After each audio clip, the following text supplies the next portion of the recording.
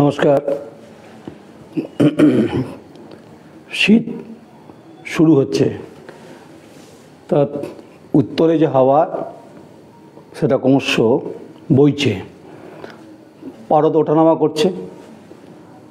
কলকাতার তাপমাত্রা এক, জেলার তাপমাত্রা এক, ভিন্ন। পুরুলিয়ার ভিন্ন স্বাদের এই মুহূর্তে টেম্পারেচার, বীরভূমের টেম্পারেচার আলাদা তো আছেই। এবং উত্তরে কনকনে হাওয়া, জলপাইগুড়ি বলুন, আলিপুরদুয়ার বলুন, কুচবিহার বলুন, যদি হিমালয়ের কোলে জলপাইগুড়ি, আলিপুরদুয়ার একটা বড় অংশের পাহাড়, এবং তোর্ষা নদীর পাড়ে কোচবিহার, তিস্তা পাড়ে জলপাইগুড়ি টেম্পারেচার, ওপরে দার্জিলিং, কার্শিয়াং, কালিম্পং, একটা রোমান্টিক মুড এই মুহূর্তে। একদিকে তিস্তা, একদিকে টাইগার হিল, সব মিলিয়ে একটা আমেজ এবং পরিস্থিতি। এবং বলছি না ককটেল পরিস্থিতি, বলছি না ককটেল মানে ককটেল চকলেট বলছি না, পরিস্থিতি বেশ, ওয়েদার ঠিকঠাক। ওয়েদার নিয়ে কেন বলছি, আসলে বেশ কয়েকদিন ধরেই কিছু আধ্যাত্মিক মন্দিরের দেব এবং দেবী দর্শন আমরা দেখাচ্ছি। তাতে অনেকের প্রশ্ন আসছে বিভিন্নভাবে, যে পলিটিক্যাল হার্ডকোর রিপোর্টার হঠাৎ করে ঈশ্বরের শরণাপন্ন কেন। আসলে সেটা আমার ব্যক্তিগত চয়েস, কারণ আমি আধ্যাত্মিক ভক্তি রস, ভক্তিবোধকে সম্মান করি। তাই আমার কাছে বহুত্ববাদটা খুব গুরুত্বপূর্ণ। মন্দির দেখাচ্ছি, মন্দিরে দেবদেবীর কথা বলছি। বহু জায়গায় বৌদ্ধ, খ্রিস্টান, মুসলিম, তাদেরও মাজার, বহু ঐতিহাসিক স্থান পর্বত দেখাবো। আসলে সাংবাদিকতাটা খুব বিচিত্রময়, বিবিধময় ভারতবর্ষের রং বেরং অনেক কিছু থাকে। তার মধ্যে সাংবাদিকেরও অনেকটা জীবনের একটা বৃহৎ অংশের সঙ্গে এই ঘটনাগুলো জড়িয়ে থাকে। ওয়েদার ফ্ল্যাকচুয়েট করছে এনিওয়ে, তো তাই স্থাপত্য ভাস্কর্য বলুন, টেরাকোটা বলুন, বা বিভিন্ন গির্জা বলুন, সেগুলো তো হবে পর করে আমরা দেখাতে থাকবো, যাতে মানুষের যে যার ধর্মে বিশ্বাস করেন তাদের ভালো লাগলেও লাগতে পারে, আর নাও লাগতে পারে। তো এটা গেল একটা বিষয়। দু নম্বর বিষয় হচ্ছে যে অনেকের এই প্রশ্নটাও আসছে মনে, তখন প্রশ্ন আসছে বলেই কথাটা বলছি, যে নয়ন রায় ভয় পাচ্ছে বলে ঈশ্বরের শরণাপন্ন হচ্ছে। এটা ভুল। ঈশ্বরই হচ্ছে রে শক্তির কারিগর, এটাকে যেন কেউ ভুলে না যান। আমরা ঈশ্বরের দেখা পাই না পাই, কিন্তু ঈশ্বর নিয়ে নানান ধরনের নানান মত রয়েছেন। এই আমি ভয় পেয়েছি বলেই আধ্যাত্মিক কথাবার্তা, মন্দির বিভিন্ন দেখাচ্ছি, ভুল ধারণা। আমার বিবেক চিত্ত, বিবেক মন সায় দেয়, তাই আমি এ কথা বলার চেষ্টা করি। বলতে গেলে একটু স্টাডি করতে হয়, কারণ শ্রী শ্রী ঠাকুর রামকৃষ্ণ পরমহংসদেব যুগাবতার, তার সম্পর্কে বলতে গেলে ভাবতে হবে। স্বামী বিবেকানন্দ সম্পর্কে বলতে গেলে জানতে হবে। দেবী সাধক মামা খাবার সম্পর্কে বলতে গেলে জানতে হবে, তো জানতেই হবে। কারণ ইতিহাস, প্রাচীন ইতিহাস, বর্তমান ইতিহাস, দুটোর মেলবন্ধনকে আপনাকে সাজুজ্য রাখতে হবে। ঠিক আছে। 3 নম্বর হচ্ছে যে না, আমি ভয় পাইনি, এটা নিশ্চিত থাকুন আপনারা। ভয় পাওয়ার কোনো জায়গাতে আমি নেই, কারণ আমি এ ভারতবর্ষের গণতন্ত্র, এ ভারতবর্ষের সার্বভৌমত্ব, এ ভারতবর্ষের ধর্মনিরপেক্ষ, এ ভারতবর্ষের পুলিশ প্রশাসন, আর্মি, এবং এই ভারতবর্ষের রাষ্ট্র কাঠামো, এই ভারতবর্ষের সংবিধান, এই ভারতবর্ষের বিচার ব্যবস্থা সম্পর্কে আমি ওয়াকিবহল। সংসদীয় গণতন্ত্র সম্পর্কে আমি ওয়াকিবহল।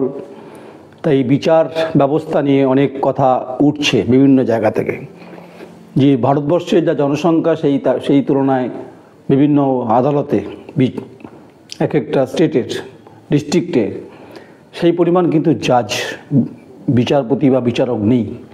তার ফলে বহু মামলা পেন্ডিং হয়, বহু অন্তঃসারশূন্য বেদনা নিয়ে অনেকে ফিরে যেতে হয়।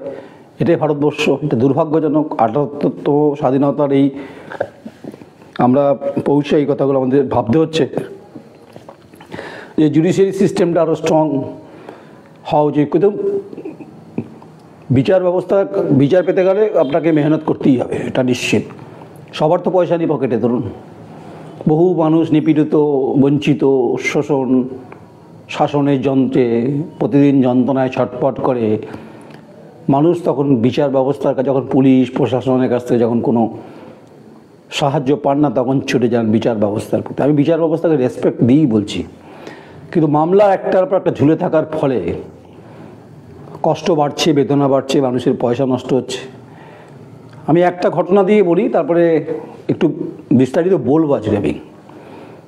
ঠিক তেমনি আমার আপনার করের টাকায় আমার আপনার বাড়ির ছেলেমেয়েরা বর্ধমান বিশ্ববিদ্যালয়ে তারা পড়াশোনা করতে এসেছে। গ্রামে পিছিয়ে পড়া অনুন্নত খেটে খাওয়া প্রান্তিক স্তরের মজদুর, কৃষক, মধ্যবিত্তের ওপরের অংশ পরিবার থেকে তারা ছেলে মেয়েদেরকে বর্ধমান বিশ্ববিদ্যালয়ে পড়াতে পাঠিয়েছেন বিভিন্ন সাবজেক্টে ফিস দিয়ে, যে তাদের জীবনটা তো এই উচ্চশিক্ষায়, কারণ বিশ্ববিদ্যালয় হচ্ছে যে উচ্চশিক্ষার একদম মানে ওই এন্ট্রি পয়েন্ট বলা যেতে পারে, হায়ার স্টাডিজ যাকে বলে। তারপরে পিএইচডি করে, এমফিল করে, কেউ রিসার্চ করে বিভিন্ন বিষয়ে।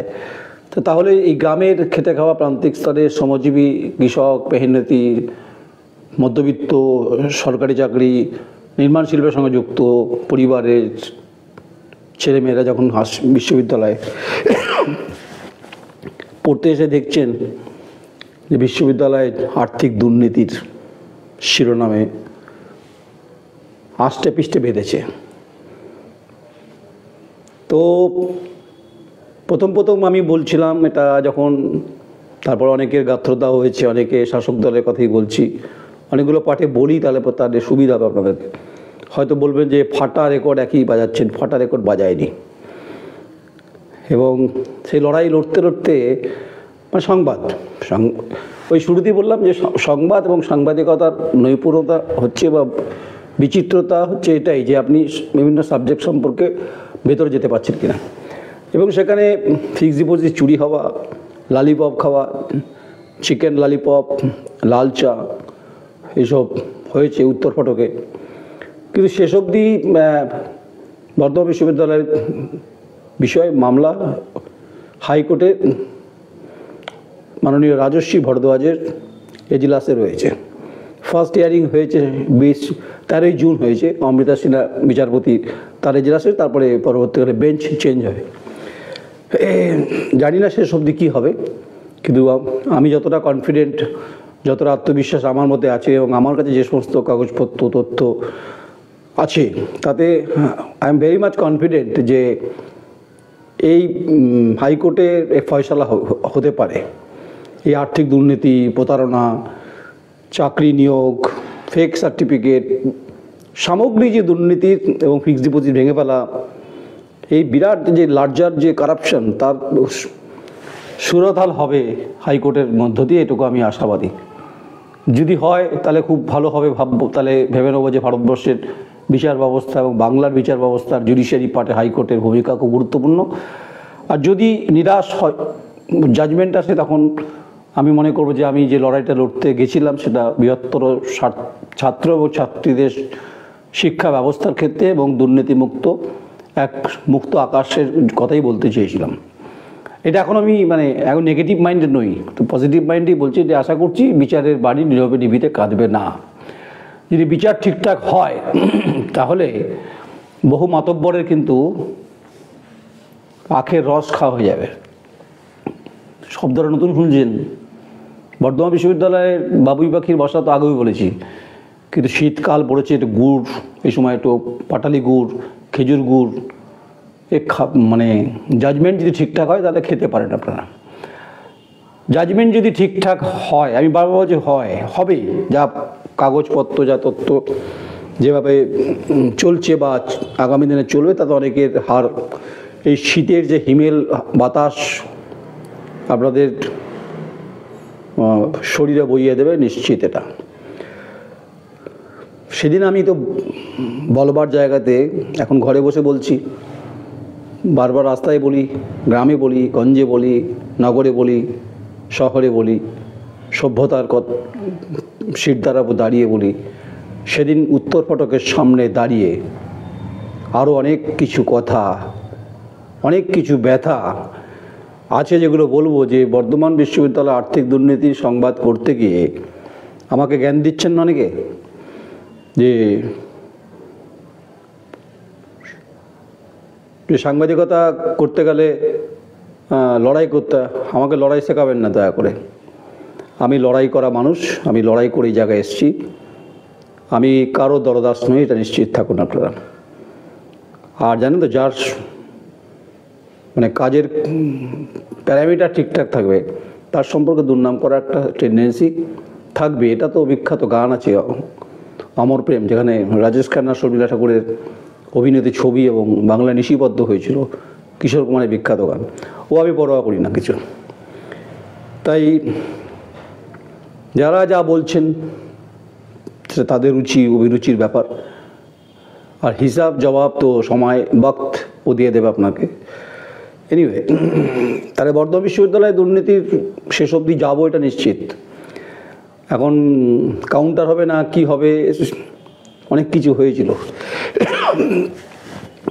যেহেতু আমি অটল, অবিচল, অক্ষত, কিন্তু হৃদয়ে ক্ষতবিক্ষত হয়েছে এই দুর্নীতির এই ঘটনার পরিপ্রেক্ষিতে। এই ছাত্র ছাত্রীদের পরিবারগুলো যেভাবে হাউতাশ করেছে, রেজাল্ট বিভ্রাট, জিওলজি সাবজেক্টের সোসিওলজির মার্কস, এরকম ঘটনা পরপর ঘটেছে। তো শেষ অবধি দেখবো তো বটেই, তার জন্য আমি পাহারাদারের ভূমিকায় আছি। তাতে আমাকে আটকানো বা চমকানো এসবগুলো লাভ হবে না কিছু। আমি পছন্দও করি না এগুলো। আমি বৃহত্তর কোনো মানে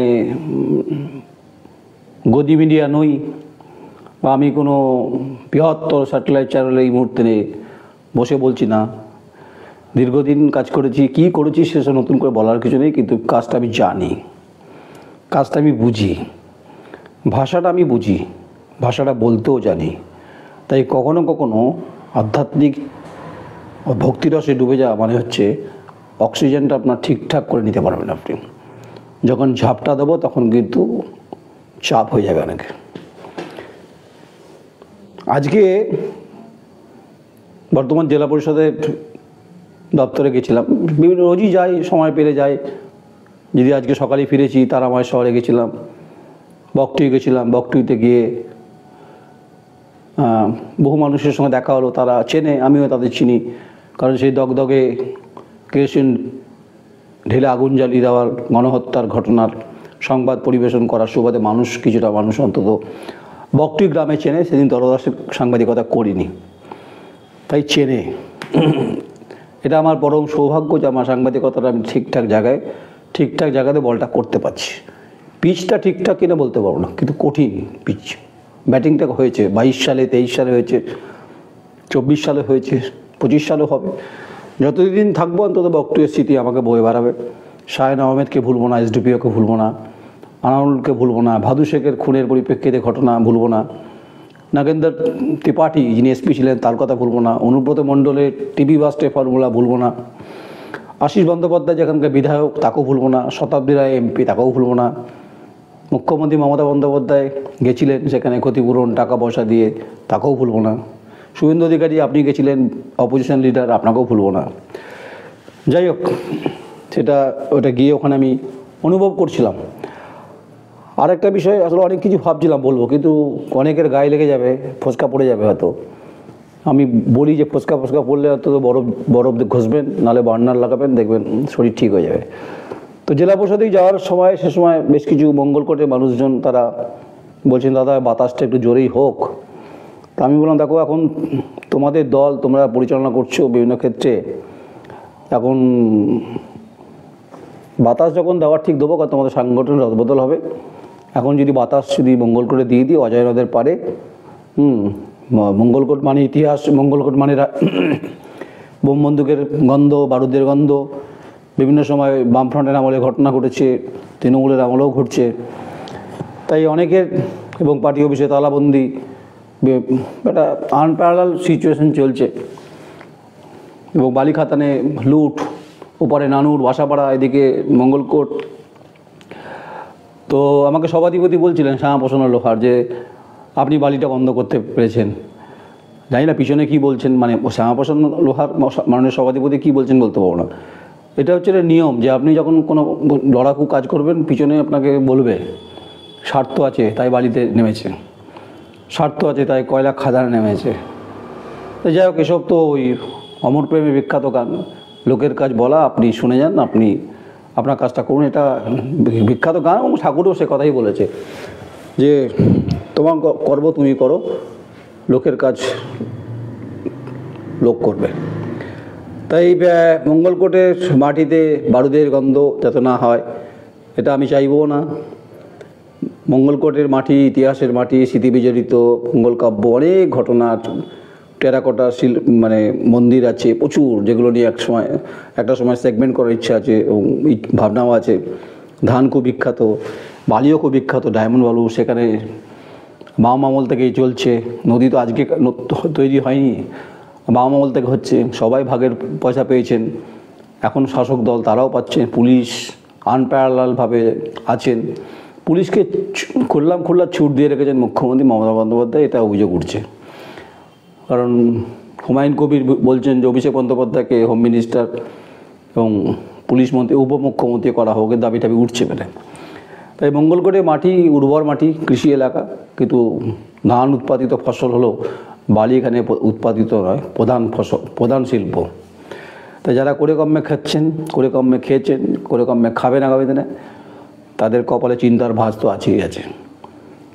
তাই বাকি রাজনৈতিক সাংগঠনিক যে আপনাদের খবর কে কার অফিসে তালা মেরেছে, যেগুলো আমার কাছে ইম্পর্টেন্ট নয়। ইম্পর্টেন্ট হচ্ছে সরকার রাজস্ব আদায় থেকে বঞ্চিত হয়েছেন। আমি নয়ন রায় বন্ধ করেছি, বাকিরা কে কী করছেন বলতে পারবো না। তাই সমালোচনা আমার বিরুদ্ধে করবেন, তা যায় আসে না কিছু আমার। ওদিকে নানুর বাসাপাড়া সবাই মোটামুটি বলছেন বুঝে তো অনেক দিন ধরে নিচ্ছেন। অনেকগুলো সাবজেক্ট বলছি না, অনেকগুলো সাবজেক্ট আছে বলবো, তো এগুলো বলার মতো। সরকার রাজস্ব বঞ্চিত হবে, আপনারা লুটে খাবেন। ওখানকার প্রধান, উপপ্রধান, ওখানকার ব্লকের নেতারা, সমস্ত ওখানকার বিধায়ক সাহেব কী করছেন, এই জবাবটা আমি চাইছি। প্রশ্নও করেছি অনেক, সভাধিপতি আপনাকেও প্রশ্ন করেছি। আমার প্রশ্ন হচ্ছে যে আমি খুব সহজ সরলভাবে থাকি। তাই আজকে জেলা পরিষদে যখন এই মঙ্গলকোটে আমার খুব স্নেহের, এরা আমার সঙ্গে মানে সমস্ত পলিটিক্যাল পার্টির সম্পর্ক ব্যক্তিগত স্তরে খুব ভালো, একদম প্রান্তিক স্তর থেকে ওপরতলা পর্যন্ত যতটা আমার রেঞ্জ আছে। তাদের বলেছি এই মুহূর্তে বাজার গরম না করাই ভালো।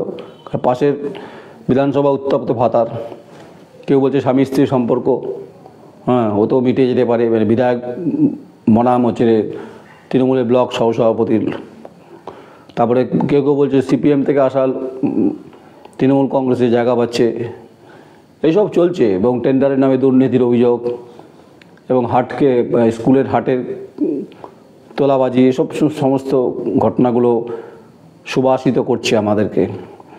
তবে ভাতারের মাটি কিন্তু প্রয়াত ভোলানাথ সেনের মাটি, যিনি একসময় সিদ্ধার্থ শঙ্কর রায়ের জমানায় কিন্তু পূর্তমন্ত্রী ছিলেন।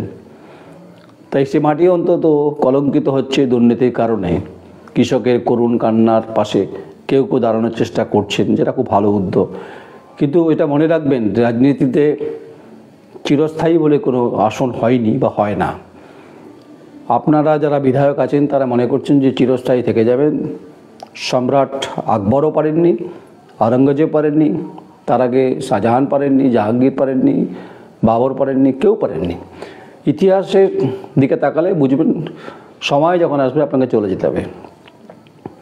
তাই জনগণের মাথার উপর পা দিয়ে ভোট করিয়ে জনগণকে তুচ্ছ তাচ্ছিল্য করলে জবাব আপনাদের পেতে হবে। আমি ভাতারের কথাই বলছি। তাই উর্বর মাটি, ধান খুব বিখ্যাত, লাল স্বর্ণ ধান খুব বিখ্যাত এবং মডেল, একদম ভাতার খুব মডেল। তাই সেখানকার মানুষেরও অনেক কথাবার্তা শুনতে পাচ্ছি। অনেকটা বিষয় বলতে বলছি অনেকটা, আসলে অনেক ব্যথা আছে এর মধ্যে, অনেক যন্ত্রণা আছে, অনেক কথা আছে, অনেক বিষয় আছে, দীর্ঘ জার্নি, লম্বা জার্নি বলতে পারেন। তাই কবে থেকে হাঁটছি, এখনও হাঁটাটা শেষ হয়নি। তবে আমি খুব অপটিমিস্টিক একজন সাংবাদিক, তো স্বাভাবিকভাবে আমিও চাই যে বড় কিছু হোক, অন্তত দ্য কোয়েরি বেঁচে থাকুক, অন্তত বহু ছেলেমেয়ে, নতুন প্রজন্মের ছেলেমেয়েরা অন্তত কাজটা করুক, সাংবাদিকতাটা করুক, চোয়ালটা শক্ত করে করুক। আর পয়সা তো আসবে যাবে, তো ঠিক আছে, থেকে যাবে কিছু কাজ, থেকে যাবে কিছু কর্ম। আর আপনি দলদাস কিনা সেটা তো আমি কাজকর্মে বিভিন্ন সময় প্রমাণ করেছি, নতুন করে প্রমাণ করার কিছু নেই। তো যখন আমরা শুরু করেছিলাম, জগদীপ ধনখড় এই রাজ্যের রাজ্যপাল ছিলেন, তিনি আমাদেরকে একটা মেসেজ দিয়েছিলেন এবং তার কৃতিত্বের ভাগিদার আমি একা নই, সবাই যারা অতীতে ছিলেন তারাও, আমিও তার অংশীদারি।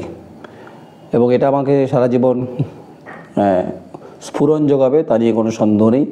তাই আমি আজকে অনেকগুলো ঘটনা বলে দিচ্ছি। তাই যে সময় আমরা পেয়েছিলাম 2020 5ই ফেব্রুয়ারি, মনে আছে আমার, একটা বড় খামে করে পোস্টাল মারফত এসেছিল, আমার এক সহকর্মী খুলে চমকে গেছিলো, বলছে যে গভর্নর হাউস থেকে এটা এসছে।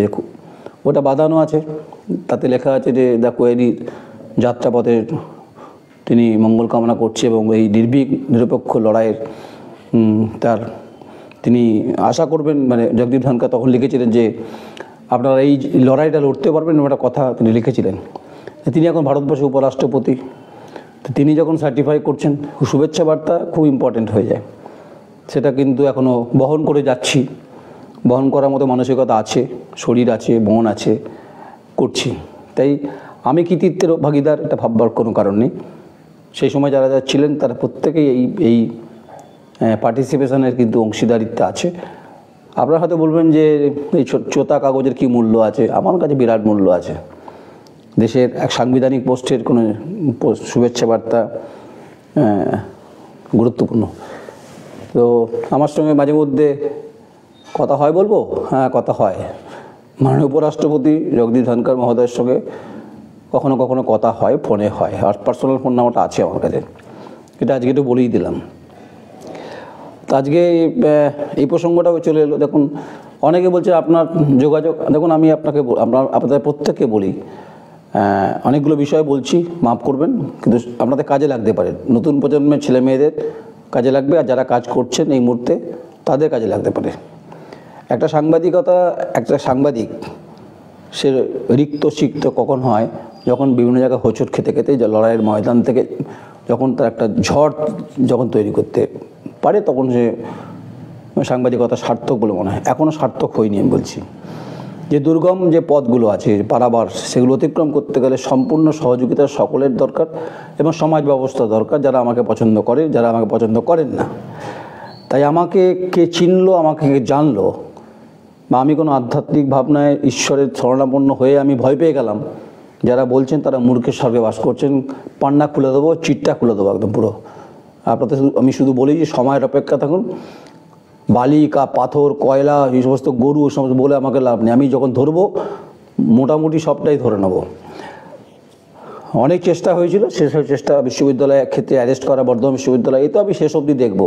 তার মধ্যে বর্ধমান রাজ কলেজ আছে, আর্থিক দুর্নীতির অভিযোগ তো আমার কাছে ফাইলপত্র এসে গেছে। তো তার মধ্যে আবার ডিফরমেশন নোটিশ পেয়েছি 10 কোটি টাকা, এখানকার তৃণমূলের ছাত্র পরিষদের সভাপতি দিয়েছেন। আমার সৌভাগ্য যে আমার 10 কোটি টাকা তুলে দিয়েছেন আপনি, কিন্তু আমি খুব আনফর্চুনেট। আমি আপনাকে খুব স্নেহ করি, আপনার বয়স অত্যন্ত অল্প, আপনার আগামী জীবন খুব মঙ্গলময় হোক, আমি আপনার নাম করছি না, কিন্তু আমার মনে হয় আপনি ভুল করলেন। মানে আমি একটু সহনশীল মানুষ এবং আমি কিন্তু রক্ষণশীল, প্রোগ্রেসিভ মেন্টালিটি, আমি ঠিকঠাক, মানে আমার সঙ্গে অ্যাডজাস্ট করলে, মানে অ্যাডজাস্ট না অন্যভাবে অ্যাডজাস্ট করবেন না, খবরের ক্ষেত্রে ঠিকঠাক।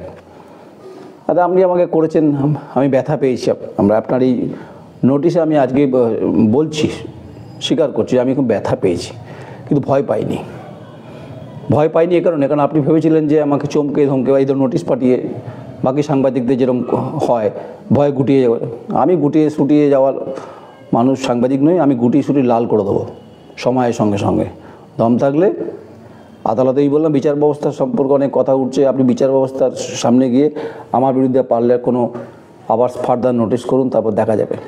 শুনছি বিভিন্ন পদের পরিবর্তন, আপনি যে পদে থাকুন আসুন না কেন আমার শুভেচ্ছা থাকবে আপনার প্রতি স্নেহ থাকবে। আপনি বয়সে আমার থেকে ছোট, বয়স কোনো ম্যাটার নয়, ম্যাটার সম্মান, খুব গুরুত্বপূর্ণ। সবাইকে আদা ভাবার কারণ নেই, বা 30 টাকা রিপোর্টার ভাবারও কারণ নেই। যা 30 বছর কেরিয়ার, তাকে 30 টাকায় মূল্য নৈবেদ্যের কলা মতো করবেন না, ভাববেনও না। আপনাদের পেশা রাজনীতি, আমার পেশা সাংবাদিকতা, পেটে বিদ্যা আছে আমার, অশিক্ষিত সাংবাদিক নই আমি। আর আমি ওই প্যাকেট খাওয়ার জন্য বসে থাকি না। এনিওয়ে, আরেকটা বিষয় বলে নিই, সেটা হচ্ছে বেশ কিছু কথা কানে আসছে তো আসলে কান শুনতে হয়, শুনতে বলতে আমি নাকি অনেক খবর করি না, অনেক খবর চেপে যাই। তো মানে এরকম বেশ কিছু ব্যাপার আছে, বামপন্থীদের কথাও বলছে। এটা আসলে অনেকে জানে না যে আমি বামফ্রন্টের এক সময়, মানে সিপিএমের এক সময় সৈফুদ্দিন চৌধুরী পার্লামেন্ট লিডার, তা আমি তখন সাংবাদিকতা দিল্লিতে তখন করিনি আমি, কিন্তু আমার সঙ্গে সপিদার সম্পর্ক ছিল, আমি দেখা করেছি, আমার সঙ্গে সম্পর্ক মৃত্যুর আগের দিন পর্যন্ত ছিল অন্তত। ময়ূরবিহার ফেজ নাম্বার 2 118 নম্বর অ্যাপার্টমেন্ট ছিল। রুকসানা চৌধুরী আমার ওয়াইফ ছিল, এবং দুই ছেলে, তারা অনেক বড় হয়ে গেছে। তো বহুবার তার সঙ্গে দেখা হয়েছে দিল্লিতে। সংসদে গণতন্ত্রে সৈফুদ্দিন চৌধুরীর ভূমিকা, কথাবার্তা, সেগুলো আমি শুনেছি, ইউটিউবে আছে, আপনারা শুনবেন, ভালো লাগবে এই প্রজন্মের ছেলেদের। কারণ আপনাদের পার্টি, উনি তো বলেছিলেন পার্টি কংগ্রেসে, কেরল পার্টি কংগ্রেসে, যে বিজেপিকে রুখতে গেলে কংগ্রেসকেই দরকার আছে। আলটিমেট কিন্তু ইউপি 1-এ কিন্তু কমিউনিস্ট পার্টি, কিন্তু বামপন্থীরা কিন্তু কংগ্রেসকে সমর্থন করেছিলেন। লাস্টে 1, 2, 3 নিউক্লিয়ার ডিলে প্রকাশ কারাতের তখন পার্টির সাধারণ সম্পাদক, তিনি সমর্থন প্রত্যাহার করেন, বা আপনাদের পার্টিতে সিদ্ধান্ত হয়, এটা তো আপনাদের পার্টিতে। তাহলে উনি ঠিক বলেছিলেন না ভুল বলেছিলেন? আপনাদের ভাষায় যে বিজেপি যে উগ্র হিন্দুত্ববাদের, এবং তারা দেশকে দখল করতে চায়, তাকে সেখান থেকে মুক্ত করতে গেলে কংগ্রেসকে দরকার, যেহেতু ধর্মনিরপেক্ষ একটা ছবি কংগ্রেসের মধ্যে রয়েছে। এটা সৈফুদ্দিনের কোট। সোমনাথ চট্টোপাধ্যায়কে পেয়েছি পার্লামেন্টে, যেহেতু দীর্ঘদিন সাংবাদিকতা করেছি, তো নর্থ এভিনিউ বলুন, সাউথ এভিনিউ বলুন, মহাদেব রোড বলুন, বিপি হাউস বলুন, যেখানে মমতা বন্দ্যোপাধ্যায় থাকতেন, MS ফ্ল্যাট বলুন, এই সমস্ত জায়গাতে পার্লামেন্টের লাইব্রেরি বলুন, তখন এই নতুন পার্লামেন্ট তৈরি হয়নি গো। শুনেছি সোমনাথদা তখন পার্লামেন্ট লিডার, অসাধারণ বক্তৃতা, টেলিকমের চেয়ারম্যান ছিলেন স্ট্যান্ডিং কমিটির, এসব মানুষকে দেখেছি, কাছ থেকে পেয়েছি। নিখিলানন্দ সর, যিনি বর্ধমানের মেম্বার অফ পার্লামেন্ট ছিলেন, আমি তার কাছে কৃতজ্ঞ, তিনি প্রয়াত হয়েছিলেন, কিন্তু আজও নিখিলদাকে মনে পড়ে। নিখিলদা আমার অবশ্যই চেতনাবোধের একজন প্রাণ পুরুষ, এটা আমার বলতে গর্ব হয়, আমি দ্বিধাবোধ করি না। আমি তার বাসস্থানে দীর্ঘদিন থেকেছি, আমাকে তিনি প্রাণ সঞ্চারের ক্ষেত্রে উজাগর করেছেন। তাই নিখিলদা যেখানেই থাকুন না কেন, আপনাকে মিস করি, এটা আপনার বাস্তব সত্য। এনিওয়ে, আমি মাহবুব জাহিদি সাহেবকে পেয়েছি, তৃণমূলে আনন্দমোহন বিশ্বাসকে পেয়েছি, অনেকে, বিপ্লব দাশগুপ্তকে পেয়েছি, নীলোৎপল বসুকে পেয়েছি, এরকম অনেকের সঙ্গে বিভিন্ন সময় সাক্ষাৎ। বিকাশ চৌধুরী, তিনি আসানসোলের সিপিএমের মেম্বার অফ পার্লামেন্ট ছিলেন, হারাধন রায়, তাকে পেয়েছি, এরকম অনেক। এখন বলবেন যে আপনি যদি অনেক পেয়ে থাকেন তাহলে বড় মেন স্ট্রিম মিডিয়াতে নেই। আমি বাসন মাজতে যাবো না কারো মেন স্ট্রিম মিডিয়াতে, এখন আর এই জায়গাতে দাঁড়িয়েছেন। আমি কারো বাড়ির বাসন মাজবো না, আমি ডিটারজেন্ট পাউডার নিয়ে ঘুরি পকেটে করে, আমার নিজের বাসন নিজেই মেজে দিই আমি, আমার তাতে লাজ লজ্জা কম। আমি গ্রাম বাংলা ঘুরে বেড়া কৃষক, খেটে খাওয়া প্রান্তিক স্তরে বাড়িতে ঢুকে পড়তে পারি, তাদের দাওয়াতে বসে মুড়িও খেয়ে নিতে পারি।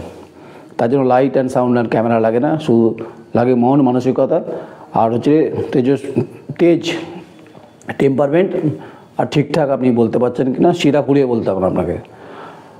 দেখুন, আমি শেষ করব, অনেকটা বলে ফেললাম। আমি বদলানো আমার মানুষ নই। হ্যাঁ, যেটা বলার ইচ্ছা ছিল আমার, যে অনেকে বলেন যে আপনি অ্যাগ্রেসিভলি কথাবার্তা বলেন, আপনি টার্গেট করেন। আমি কাউকে টার্গেট করি না, কোনো পলিটিক্যাল পার্টির লিডারকে, আপনি বাম ডান, আমি কাউকে টার্গেট করি না। এখনকার যারা বামপন্থী পশ্চিমবঙ্গে আছেন, যারা আছেন, মোহাম্মদ সেলিম থেকে শুরু করে, শফিকুল্লাহ আইডি থেকে শুরু করে, এবং সুজন চক্রবর্তী, সবাই কি ব্যক্তিগত স্তরে অল্প বিস্তর চিনি, কিন্তু আবাস রায়চৌধুরীকেও চিনি, যিনি সেন্ট্রাল কমিটির মেম্বার সিপিআইএমের। অনেকে প্রশ্ন করে আবাস রায়চৌধুরীর সঙ্গে আপনার সম্পর্ক, আপনি খুব ওনাকে পাবলিসিটি দেন। আবাস সঙ্গে আমার রাজনৈতিক দর্শনটা কিছুটা মেলে। যখন কলেজ জীবনে অবশ্যই বামপন্থী আন্দোলনের সঙ্গে যুক্ত ছিলাম, মানে করতাম, বা লুকিয়ে তো লাভ নেই কিছু। তো তখন তিনি আমাদের রাজনীতির নেতা ছিলেন। তার মানে আমি আর দীর্ঘদিন রাজনীতিটা অবশ্যই বামপন্থী ঘরানায় বড় হয়েছে। আমার বাবা যেহেতু বামপন্থী আন্দোলনের সঙ্গে যুক্ত ছিলেন, উদ্বাস্তু আন্দোলনের সঙ্গে যুক্ত ছিলেন, তার বক্তৃতা আমি শুনেছি, অনুপ্রাণিত হয়েছি। আমিও ছাত্র আন্দোলন, যুব আন্দোলন করে তারপর আমার পথ আমি বেছে নিয়েছি যে এটাই আমার পথ, আমি সাংবাদিকতা করব। তাই হঠাৎ করে মুড়ি মুড়কির মতো লাফিয়ে এসেছি ভাববার কোনো কারণ নেই। তাই আবাসটাকে পছন্দ করি, সেটা অনেকের গায়ে লাগতে পারে। আর এখনকার জেনারেশন যারা এসএফআই ডিওএফআই করেন, তারা মূল্যবোধ, কমিউনিজম, মার্কস অ্যাঙ্গেলস থিওরি, মতবাদ পাল্টাচ্ছে, আধুনিক কমিউনিস্টের চিন্তাধারা পাল্টাচ্ছে প্রগতির সঙ্গে সঙ্গে। সেগুলো নিয়ে যদি আমার সঙ্গে ডিবেট করতে চান, 1 ঘন্টা আমি আপনাদের 34 বছরের কারনামা মোটামুটি মুখস্থ আছে সেটা বলতে পারবো। তাই আমাকে এদিপেদি ভাবার কোনো কারণ নেই। আমি খুব সামান্য মানুষ, নিমিত্ত মাত্র ঈশ্বরের দান। আমি দাস নই। দাস তো আমি হচ্ছে মানে আমি কারোরই দাস নই, আমি ঈশ্বরের দান অ্যাকচুয়ালি। যাই হোক, মোটামুটি এইসবগুলো বলার ছিল। তাই বদলা নয়, বদল চাই যেমন বলি, কিন্তু ভাববার কারণে আমি দুর্বল চিত্তের মানুষ। আমি দুর্বল চিত্তের মানুষ নই, কিন্তু যদি আমি মানে আক্রমণ করি, ঝড়টা মরু ঝড়ের মতো হবে, এটা নিশ্চিত থাকুন। মানে আপনাদের যদি বলছি যে সেরকম হতে পারে যে শারজা কাপে সচিন তেন্ডুলকরের সেই মরুঝড় মনে আছে, সেনওয়ানকে মানে সে ব্যাপক দিয়েছিল ব্যাটিংয়ে, মনে আছে?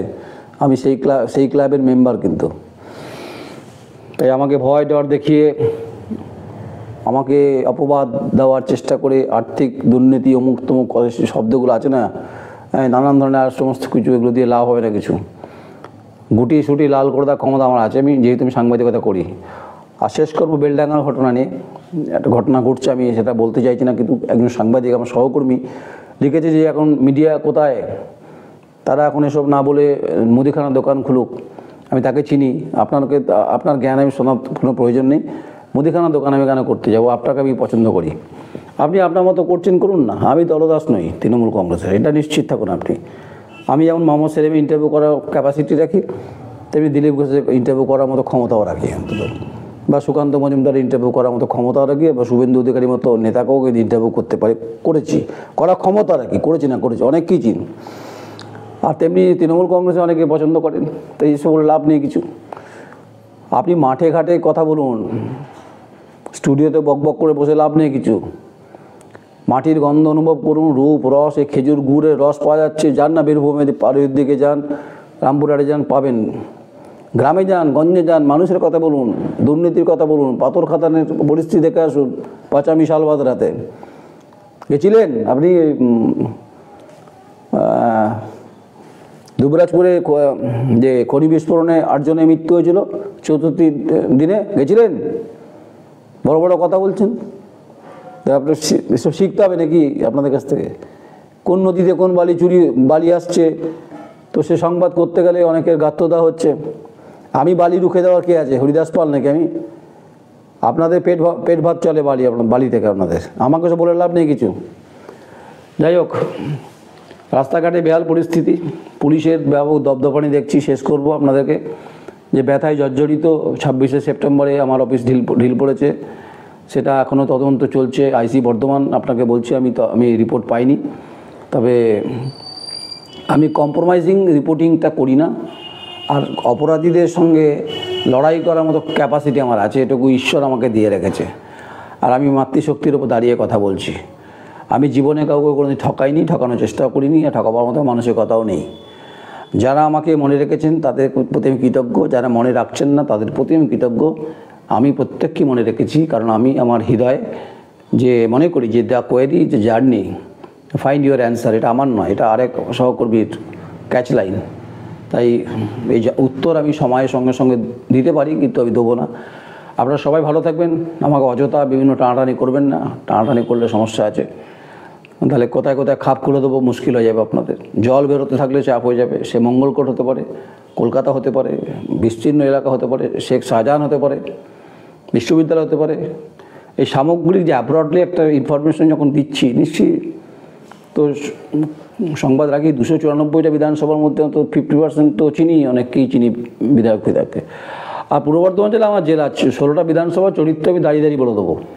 আর শুনুন, আপনাদের আমি বলেই শেষ করব যে আপনাদের প্রত্যেকটি যারা এখন এক্সিস্টিং বিধায়ক আছেন তাদের বাড়ির সামনে এই 25-এ শুরু করব, দিল্লির নির্বাচন শেষ হওয়ার পরে আপনাদের বাড়ির সামনে রিপোর্ট কার্ড জানতে চাইবো যে আপনারা কী করেছেন 5 বছরে, আবার কেন টিকিট পাবেন, এই প্রশ্নের উত্তর আপনাদের কাছে চাইবো। আপনাদের কেউ আবার এখন টিকিট পাওয়ার জন্য নানান ধরনের কথাবার্তা বলছেন।